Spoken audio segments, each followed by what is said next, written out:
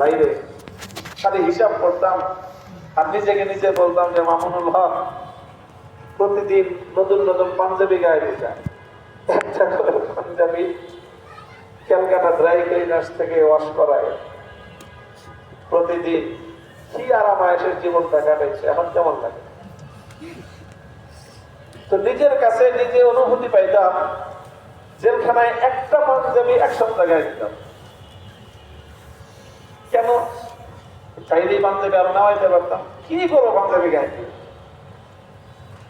আমি একটা পাঞ্জাবি নিয়ে আসছি জেলখানা থেকে, আমি নিজেই মনে হয় ওর মধ্যে 70টা তালি দিছি। এই জন্য না যে আমার পাঞ্জাবি নাই, পাঞ্জাবি চাইলেই আমাকে বাইরে থেকে দিত। আর পাঞ্জাবি পরে হবে কি জেলখানায়?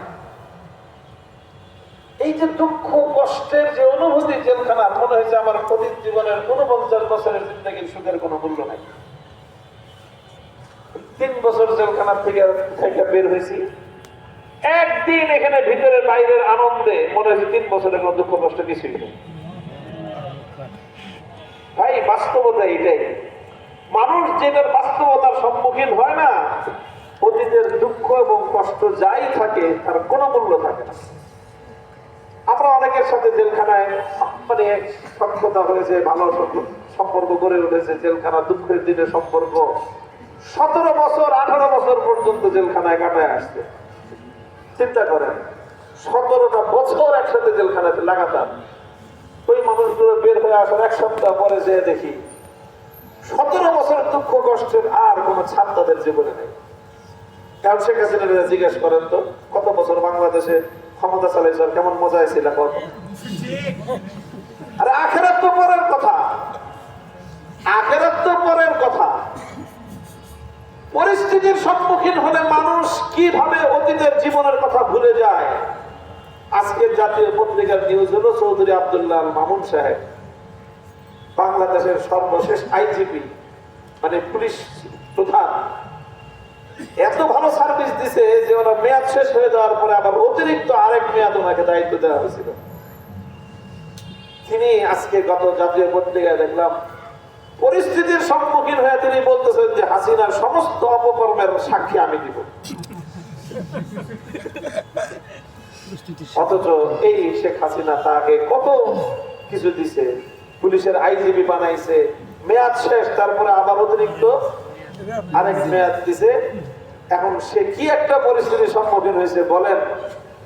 এই পরিস্থিতির একটু দুঃখ কষ্ট থেকে বাঁচার জন্য সে এখন সেই শেখ হাসিনার বিরুদ্ধে সে সাক্ষী দিবে, তার সমস্ত অপকর্মের সাক্ষী সে দিয়ে শেখ হাসিনার সমস্ত খুন গুমের সব কিছুর বিপক্ষে সে নিজে সাক্ষী দিবে মর্মে গতকালকে সে আদালতে বলেছে।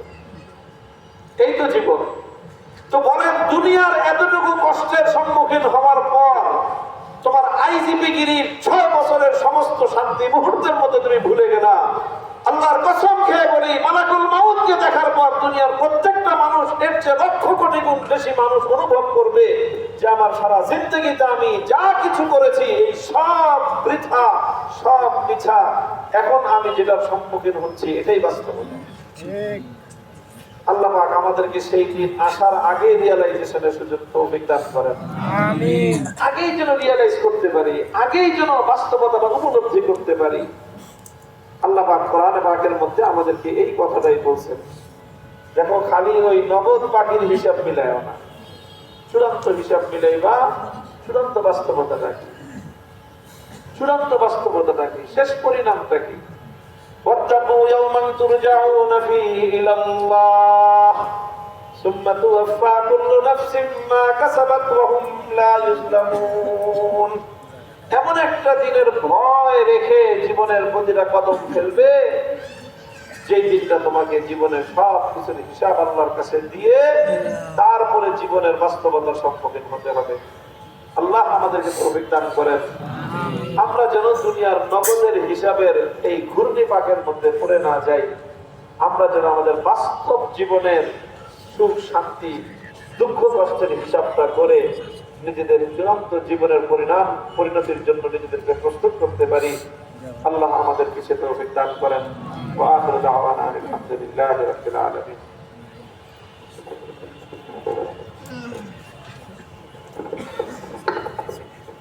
হাজিরানে মজলিস, আমাদের ইসলামী মাহফিলের আয়োজন ঈশান নামাজ পর্যন্ত ইনশাআল্লাহ অব্যাহত থাকবে। এই পর্যায়ে আমাদের সামনে আজকের ইসলামী মাহফিলে গুরুত্বপূর্ণ আলোচনা রাখবেন শাইখুল হাদিস পরিষদের সম্মানিত সভাপতি, বিশিষ্ট আলেমে দ্বীন, এদেশের ওয়াজের জগতে উলামায়ে কেরামের অত্যন্ত মহাব্বতের মানুষ, অত্যন্ত সুপরিচিত মানুষ, হযরতুল আল্লামা মাওলানা খালিদ সাইফুল্লাহ আইয়ুবী। এখন আমাদের সামনে আলোচনা পেশ করবেন হযরত মাওলানা খালিদ সাইফুল্লাহ আইয়ুবী।